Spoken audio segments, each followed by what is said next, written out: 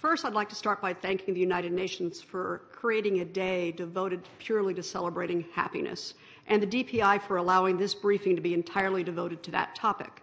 It's such an honor to be up here with this distinguished panel of experts because the work they and others like them have been doing for the past 2 decades is the only reason that Live Happy currently exists. When we were contemplating launching a publication devoted to happiness, we were astounded by the wealth of scientifically based information available in academic and scientific circles related to happiness that was not available to the general consumer. In fact, consumers had limited awareness this information even existed, much less that it could improve their quality of life. And we're confident that people, if exposed to this information, would take direct action to benefit themselves and the world around them.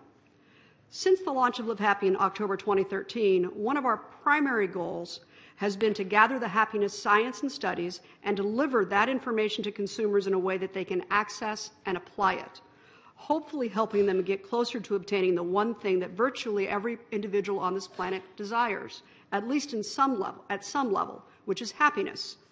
For many years, happiness has been held up as the ultimate prize in life, but we didn't really have a roadmap to reach it. The work being done by researchers and scientists is providing that roadmap, and it is changing the global perception of not only what happiness means, but how each and every person can achieve it. One of the most illuminating facts is in the research of Sonia Lyubomirsky in a study entitled Pursuing Happiness, the Architecture of Sustainable Change. She and her co-researchers identified that only 50% of our happiness is dependent on a genetic set point. 10% is based on our circumstances, and an astounding 40% of what can lead to sustained happiness is based on what we do, what actions we individually take. In other words, we can choose to be happy through the actions and choices that we make. Another of our primary editorial concerns at Live Happy is making sure that we are talking and writing about happiness in a way that reflects the whole life experience and not just that momentary fleeting feeling of glee that we sometimes get. That plays a role, but it's not the only role. The type of happiness we're talking about is best defined by the concept of PERMA, which Hector introduced earlier, and which was first introduced to a wide consumer audience by Dr. Martin Seligman in his best-selling book, Flourish. PERMA, as a reminder, is an acronym for the 5 elements that comprise authentic, sustained happiness and well-being. It stands for positive emotion, engagement, positive relationships, meaning, and achievement. Each of these elements contribute to our happiness, and by better understanding what creates them, we can learn how to influence our own personal happiness and ultimately that of those around us.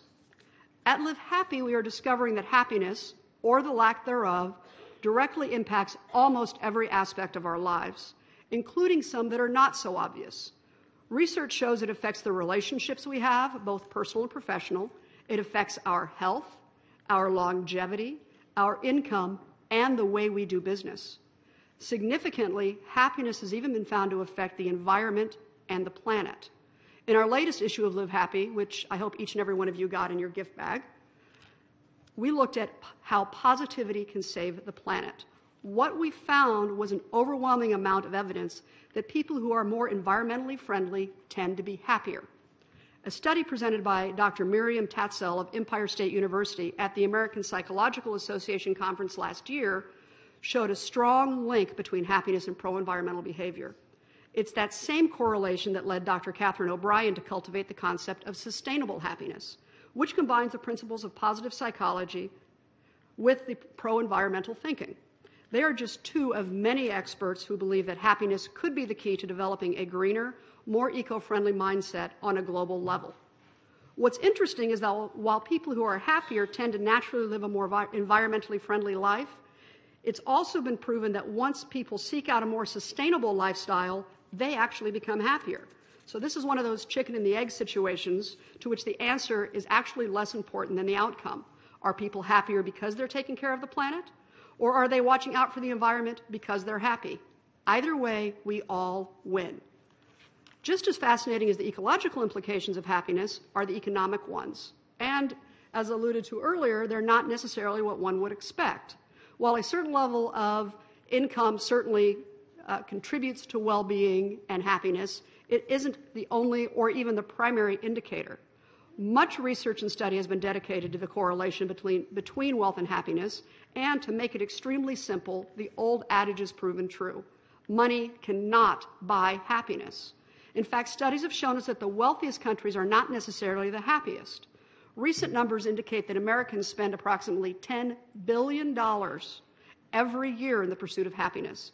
Yet the United States does not even crack the top 10 in a single survey that ranks happiness among nations. Following the lead of the Kingdom of Bhutan and its creation of the Gross Happiness Index, countries are learning that measuring their worth can be very different than measuring their wealth. A change in mindset can be seen at the governmental level. It led Dubai to recently declare that its chief initiative is to create a happier country. They have launched the Happy Dubai movement to raise the country standing from number 14 to being in the top 10 happiest countries in the world. But they aren't alone. There are numerous other national leaders in countries like Germany, South Korea, and Britain who are promoting well-being as a priority. Interestingly, even as well-being is sometimes replacing wealth as the primary motivator for both individuals and governments, research shows that the pursuit of happiness can actually have some unexpected monetary benefits. In Gallup's 2013 State of the American Workplace report, they discovered that happy people who are engaged at work and feel good about what they're doing, like most of us in this room, are more productive and less likely to be sick, both of which directly affect a company's bottom line. In fact, their studies show that happy employees cost their companies about 37% less in health care. Employees are also 41% less likely to miss work and 81% likely to seek other employment. And it isn't just the company that benefits. The workers, the individuals, get a payoff as well. Researchers Ed Diener and his son Robert found that happy workers earn 30% more income and are also more likely to make better decisions and suggest innovations that help the company thrive. And Sean Aker, the author of The Happiness Advantage, is citing research that says that people who are happier employers are 40% more likely to get a promotion than their less happy cohort. As the interest in happiness has grown, so has our view of what it entails and how we can influence it, both for ourselves and for others. We are viewing happiness through a cultural lens and realizing that it is both global and extremely personal.